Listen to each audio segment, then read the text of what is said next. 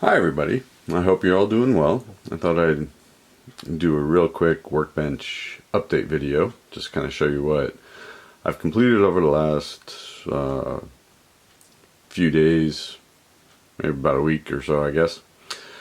First of all, I hope everybody's doing really well. It's a beautiful day here in Oregon. It's about 75 degrees. And despite the stay in place memorandum from the governor, there are a lot of people outside soaking up the sun. Well, besides all that, let me just show you what I've been doing in a couple of upcoming projects. First thing, just to run through some of my figures that I've purchased and never got around to painting. You know, the infamous lead pile. I have this Pulp Figure, I think it was from the Heroes pack, I can't remember the exact name, but essentially I just call him the Explorer.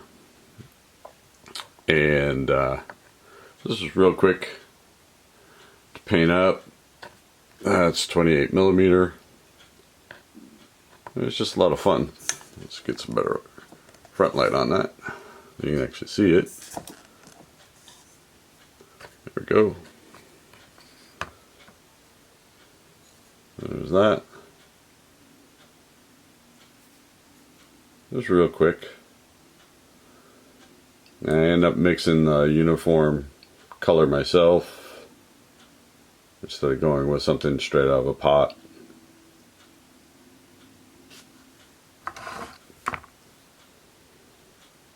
There's that. That was just kind of nice. I'm just calling him the Explorer. I don't know, maybe I'll get a chance to meet up with the guys that have a Pulp Action game. Maybe I'll be able to bring them and use them. We'll see. Alright, next thing that I kind of painted up and finished. Zoom back out here, adjust the camera a little bit. There we go. Did this 28 millimeter War of Spanish Succession commander. I painted him like a Dutch commander, or at least from what I could find. You know, it's really interesting about this particular conflict. There is not a whole lot of sources that really explain uniform colors. I mean, there's a lot about the French, there's a lot about the British, but once you get outside of that, it's not a lot. It's in higher ranking officers and things like that, there's almost nothing unless you're Marlborough or King Louis XIV. So other than that, sorry, a little bit of a rant. I'm not sure what manufacturer this was. I had purchased some figures from someone. They were unpainted. He just had a sack of them for sale, so I bought them. I don't really know the manufacturer, but I just thought I'd show this one off. It took me about a day to paint the horse.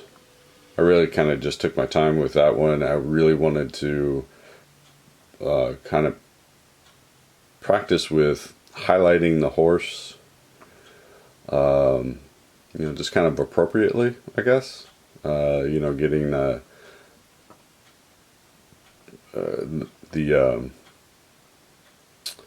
hair, the horse's hair down correctly, and then the general himself, or the commander himself, was pretty easy to paint. Again, I mixed all the colors myself. Thought this turned out pretty well. I like it.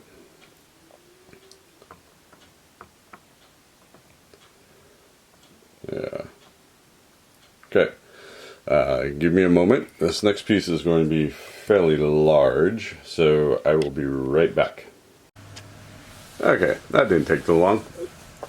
Alright, so my next big project is going to be this Pegaso models European Knight from the 14th century, and it's 54 millimeter. And this is also going to be my first attempt at painting a large-scale horse like this. So I have blue tacked the entire figure together just so I could see how it would go together, and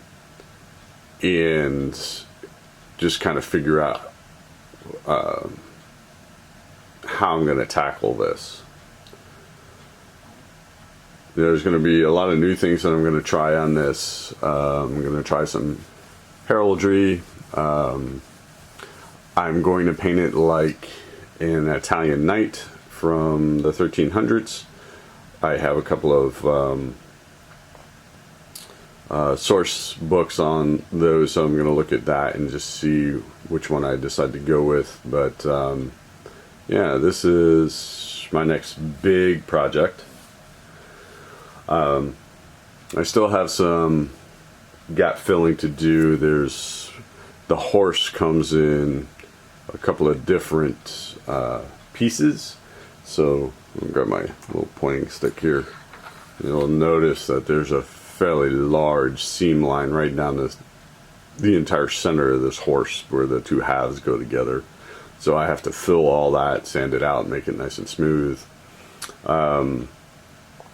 Again, most of this is all blue tacked, which is why I'm kind of being kind of careful with it.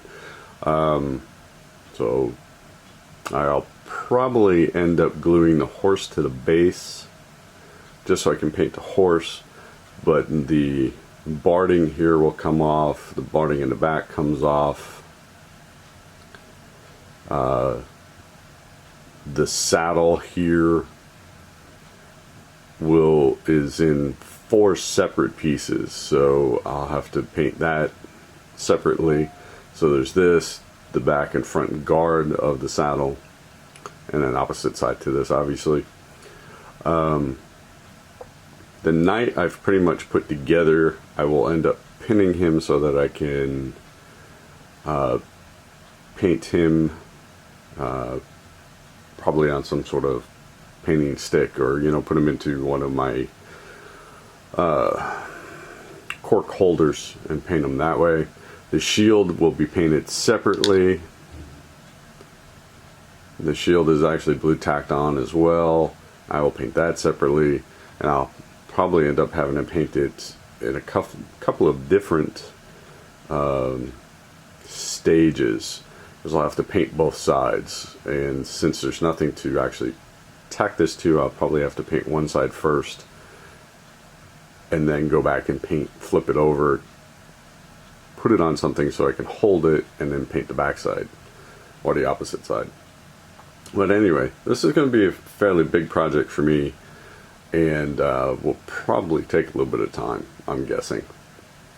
So there's that.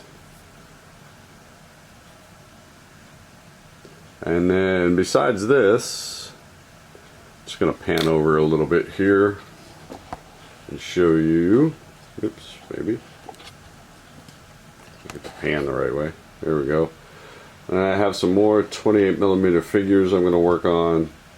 This back row over here is 28 millimeter water Spanish succession troops. I'm going to continue on with that project for Rebels and Patriots. And then let me tilt down a little bit, pan a little bit more. Hey, there we go. Not too jerky. Sorry, guys. Some more pulp figures. So there's this evil scientist I started painting up, and I've got these heroes that I'm also just kind of started on.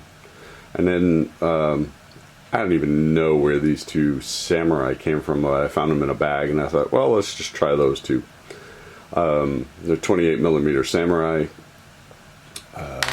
I have no idea what manufacturer these were, but there's this guy, and this one.